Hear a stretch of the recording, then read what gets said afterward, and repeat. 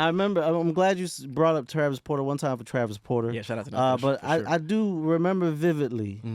It was a version of the song All the Way Turned Up. Oh, all the way. All the way turned up. Yeah, it was All the Way Turned Up. All the Way Turned Up, and then I saw a Roscoe Dash and Soulja Boy version. Yeah. I want to talk about that because I don't know if the right clarity was ever addressed. What happened? Honestly, bro, a lot. A lot of stuff happened.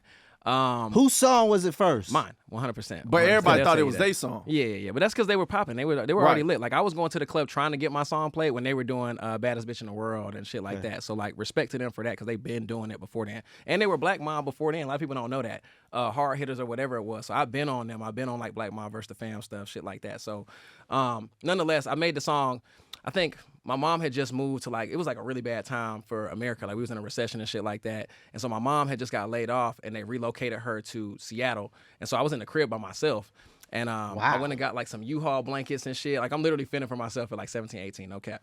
So I went and got some U-Haul blankets. I set them up in the corner of the room, got a microphone, wrapped a washcloth around it with a rubber band. I think I was recording on like Adobe Auditions 3.0, which was like not even some recording software for real, playing it off a boombox. Like it was really put together. You know what I'm saying? Like I really kind of nigga rigged it a little bit.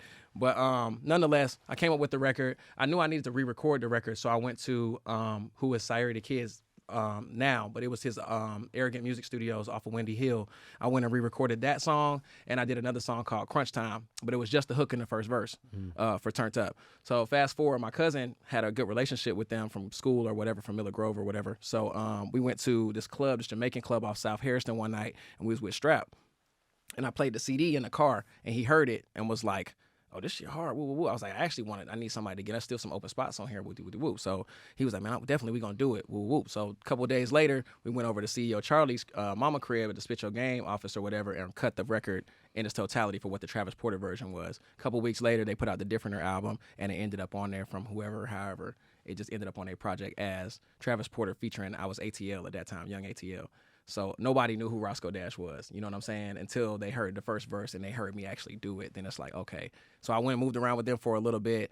And I actually was open to getting a situation with, I guess, I don't know what the name of the Porterhouse label was before it was Porterhouse, but they were on their way to building that imprint or whatever. And so I talked to CEO Charlie about it, but he wanted me to be included in the group. And I'm like, nigga, I can go move around with them. You know what I'm saying? Oh, he wanted to add you into the group. Because it just made sense for them already putting the record out as their record. Now they don't have to tell anybody that it's not their record. You know what I'm saying? That's what I think from his perspective. What he was thinking. The boys didn't know nothing about that. They just being the boys. You know what I'm saying? So like, and we had the conversation too. And I told him, I'm like, bro, you know, I got kids just like, I think Strap was the only other person that had kids at that time. I'm like, bro, I got to, you know what I'm saying? This is my shot. So they was like, bro, do whatever you got to do. And ultimately, it just led to being done that way, which is partially Boom Man fault. Really, that was a Boom Man and KE move, not to throw KE in the hot seat too, but it worked out. You know what I'm saying? And we gave the credit to the original producer for the remake and just took off. Soulja did that shit in like 45 minutes because of what was going on. He sent it right back. So so you called Soulja Boy like, yo, we need to get you on this record so that, you know, the branding makes sense. I really didn't even know, bro. I didn't even know until it came back. Like he just put the play in motion because he was like, he already had the, I think he did Turn My Swag On and some other shit for Soulja. So they already was locked in. You know what I'm saying? So he got him to send it back. I recut the vocals on the new beat that KE had went and stitched together or whatever. And the rest was history after that. We did like 4 or 5 records, Show Out, Maximum, Story Time, and some other stuff. You did all that with KE? Mm-hmm.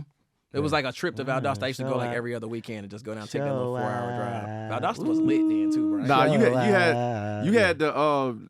I feel like you was just going like back to back with hits. Yeah.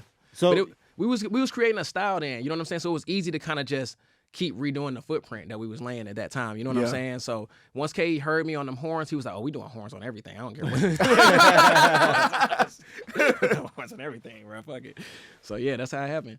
Now, but there wasn't any bad blood between. There was at some point in time because I mean, like it was times when we would bump into each other at shows, bro. We was about to hit, like we was outside, like it was like bad. Like they'll tell you this shit. Like, but why they was mad at you if it was your song? I think it was just how it was being portrayed. You know what I'm saying? They probably felt a little played. I ain't gonna lie, I probably would too if I took somebody on the road and this, that, and third, because they didn't know. I don't think they really knew the perspective of what Charlie was trying to do. Oh, like the business, the behind the scenes side of business it is really what blew up the relationship because we had a relationship. You know what I'm saying? Like we was kicking it, we was going to the club, we going to the studio. I used to go on the road with them a little bit. We did Albany, we did all these other, Southeast region shows and shit like that where I was just coming out doing the song with them. Yeah, you know what I'm saying? So, but it just got like that because I think from the public perspective, I feel like people were trying to figure out what's what. And I got mad too when people were saying, oh no, it was really their song. And they telling the story like it was them. And I'm like, bro, that's not how it happened.